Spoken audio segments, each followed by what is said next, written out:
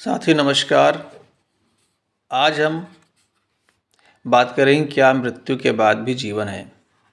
एक पुस्तक जिसका नाम है और देव पुरुष हार गए, जिसे लिखा है अब्राहम टी कोवूर ने, जिन्होंने चमत्कार सिद्ध होने पर इनाम भी रखा हुआ है। आज तो वो शरीर पे नहीं है, उनकी मृत्यु हो चुकी है, लेकिन जो उनके द्वारा घोषित इनाम है वो आज तक कोई भी देव पुरुष या कोई भी चमत्कारी पुरुष, कोई बाबा जोगी, ध्यान धारणा समाधि वाले लोग तो चैलेंज करते हैं, जो चमत्कार दिखाने की बात करते हैं, जो चमत्कार होने की बात करते हैं, उनमें से कोई भी आज तक डॉक्टर कपूर के चैलेंज को स्वीकार करके जीत नहीं पाया है। कई ऐसे आए जो स्वीकार किए, फिर स्वीकार करने के बाद चैलेंज के लिए आए भी नहीं, और उन्होंने कुल मिला के पार्टिसिपेट नहीं किया, और कुछ लोगों ने पार्टिसिपेट किया है तो हार के चले गए। आज तक उनके द्वारा घोषित इनाम कोई जीत ही नहीं पाया। तो उनकी एक जो पुस्तक है और दे पुरुष हार गए, डॉक्टर ए टी कोवूर की, यानी अब्राहम टी कोवूर की, तो उनकी पुस्तक का एक अंक है क्या मृत्यु के बाद भी जीवन है। इस पर आज हम उनके द्वारा जो बताए गए हैं बातें वो आपके सामने हम रखेंगे। तो डॉक्टर कपूर कहते हैं कि मैं इस विचार के साथ सहमत नहीं हूँ कि मेरा जीवन मेरे शरीर में किसी विशेष बिंदु पर स्थित है। यानी सब मानते हैं कि एक आत्मा होती है, वो हमारे हृदय में होती है। कोई ऐसा मानते हैं कि हमारे आज्ञा चक्र में होती है, कुछ ऐसा मानते हैं कि हमारे दिमाग में होती है, कुछ ऐसा मानते हैं कि वो हमारे भ्रुकुटी के बीच में होती है। तो उनका कहना है कि मैं इस विचार के साथ सहमत नहीं हूँ कि मेरा जीवन मेरे शरीर में किसी विशेष बिंदु पर स्थित है। मेरे शरीर के सभी जीवित सेलों में जीवन है, और ऑक्सीजन की सहायता से इन सेलों में अर्थात कोशिकाओं में हर समय रासायनिक क्रिया होती रहती है। यह रासायनिक क्रिया खून के दौरे व श्वास द्वारा गतिमान रहती है। यह मोमबत्ती के कार्बनिक यौगिकों के जलने से पैदा हुई प्रकाश ऊर्जा से किसी भी बात में भिन्न नहीं है। अब देखिए कितनी अच्छी बात उन्होंने कही है कि जैसे एक मोमबत्ती जलती है तो उससे जलने से जो ऊर्जा निकलती है प्रकाश के रूप में, तो प्रकाशित होता है, मोमबत्ती के आसपास की जो जगह होती है प्रकाशित होती है, यानी कि ऊर्जा का स्रोत वो मोमबत्ती स्वयं है। ठीक इस तरह से हम जो भोजन करते हैं, इस भोजन से ही जब ये पचता है और हमारे रगों में कार्बोहाइड्रेट हमारे शरीर में दौड़ता है खून के अंदर, तो वहीं उसका जो दहन होता है, तो जब उसका ऑक्सीडेशन होता है तो उसी से ऊर्जा निकलती है। तो उनका कहना है कि जिस तरह से मोमबत्ती ऊर्जा देती है, उसी तरह से हमारे शरीर में ऊर्जा का भी एक रास्ता है। ठीक है, आगे बढ़ते हैं। एक जलती हुई मोमबत्ती को जब बुझा दिया जाता है तो गर्मी और प्रकाश इससे अलग नहीं होते, बल्कि जब इसको पुनः जलाया जाता है तो प्रकाश और गर्मी इसमें वापस आ जाते हैं।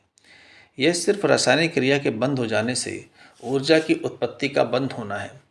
इसी तरह जब श्वास और खून के दौरे बंद हो जाएंगे, अभी देखिए खून चल रहा है, आपके शरीर में दौड़ तो रहा है, खून रुका तो है नहीं, खून चल रहा है, श्वास आ रही जा रही है, ऑक्सीजन से जब मिलते हैं हमारे कार्बोहाइड्रेट के तो अणु, तो उससे ऊर्जा प्रकट होती है ऑक्सीडेशन से। आगे बढ़ते हैं कि इसी तरह जब श्वास और खून के दौरे बंद हो जाएंगे तो मेरी मृत्यु हो जाएगी।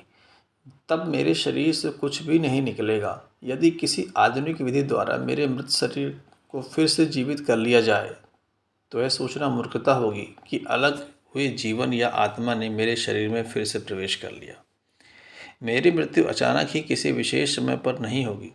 मैंने 70 वर्ष पहले ही मरना शुरू कर दिया था। यानी कि अगर इंसान की आयु 70 वर्ष की हो गई है, वो ख़त्म हो गया है, वो मर गया है, तो उसका कहना है कि आप पहले दिन से ही हम मृत्यु की ओर जाना शुरू हो जाते हैं। तो आगे कहते हैं कि मैंने अपनी ज़िंदगी अपनी माता के गर्भ में एक परजीवी के रूप में शुरू की थी।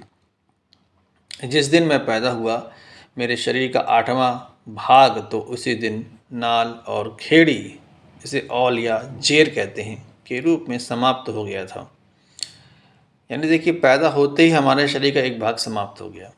ठीक है, तो मेरे शरीर में अर्थात अब्राहम टी कुवूर कहते हैं कि मेरे शरीर में प्रतिदिन लाखों ही सेल उत्पन्न होते हैं और लाखों ही सेल मर जाते हैं। मैं उसी दिन से रोज़ मर रहा हूँ और रोज़ ही पैदा हो रहा हूँ।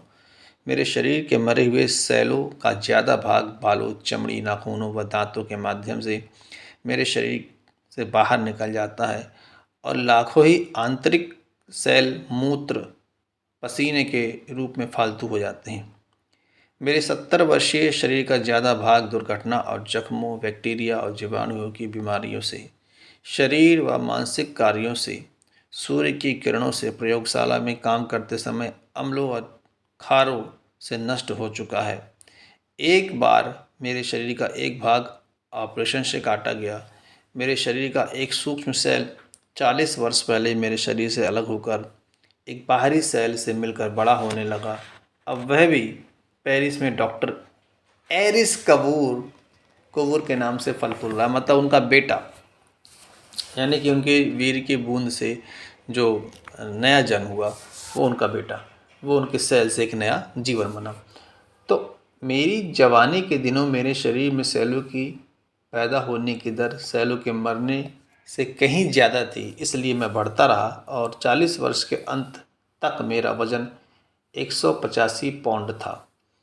मैंने अपने इस ज़्यादा से ज़्यादा वज़न को कुछ समय के लिए स्थिर रखा। इस दौरान सेलों के पैदा होने की दर सेलों के मरने की दर के बराबर थी। इसके उपरांत सेलों के मरने की दर पैदा होने की दर से बढ़ती गई और अब मेरा वज़न 125 पाउंड है। अभी देखिए, पहले 185 था 40 साल की उम्र के आसपास, और अब घटने लगा तो 125 हो गया। यानी देखिए, जब बच्चे का जीवन शुरू होता है तो सेल तो चूँकि अब जन्म ले रही हैं, लगातार ले रही हैं, एक समय के बाद मरती हैं, तो उस समय जो जिंदा होने वाली सेल है उनकी संख्या ज़्यादा होती है और मरने वाली जो सेल होती है उनकी संख्या कम होती है, इसलिए शरीर बढ़ता है। फिर एक ऐसी उम्र आती है कि जहाँ जितनी सेलें पैदा होती हैं उतनी सेलें मरती हैं, तो शरीर उतना ही रहता है। फिर एक ऐसा समय आता है कि जहाँ पैदा होने वाली सेल कम हो जाती हैं और मरने वाली सेल बढ़ जाती हैं, जिससे कि बुढ़ापा आना शुरू होता है, अर्थात शरीर कमज़ोर होगा, क्षीण होगा, जीर्ण होगा, वो अलग ही आपको चेहरे पे, शरीर पे एक परिवर्तन देखने लगता है।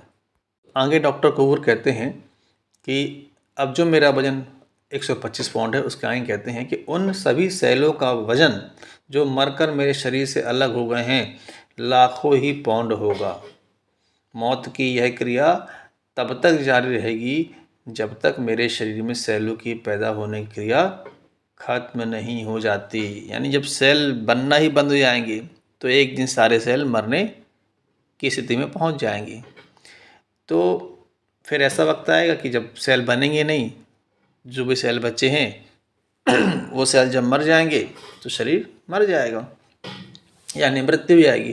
तो यहाँ तक कि मेरे शरीर के सभी सेलों की मृत्यु के बाद भी मेरी आँख की पुतली किसी अजनबी की आँखों में जीवित रहेगी।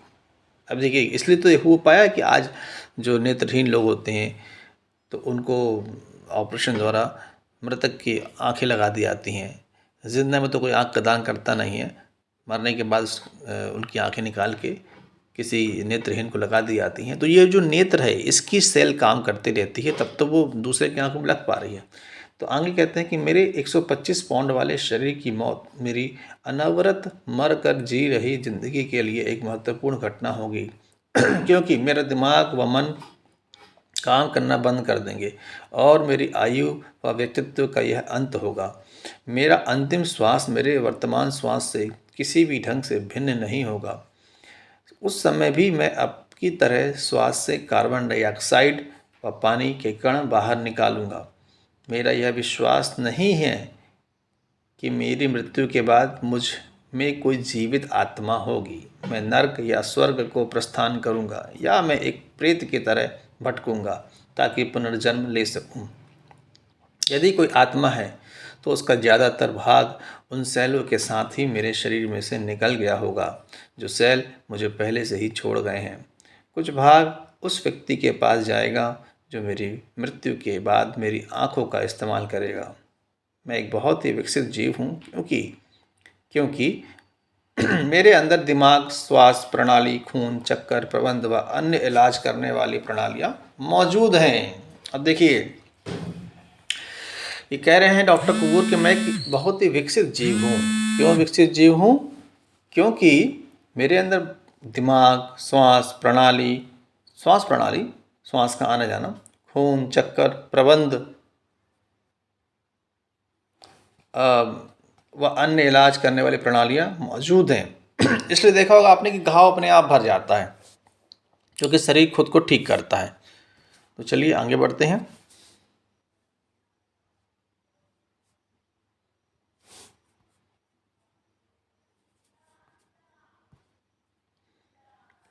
तो कहते हैं डॉक्टर अब्राहम टी कपूर कि मेरी ज़िंदगी के आरंभिक दिनों में जब मैं अपनी माँ के गर्भ में ही था और जब मेरे अंग प्रणालियों ने कार्य करना शुरू नहीं किया था, मैं भी अनेक निम्न जीव व पौधों की तरह ही था।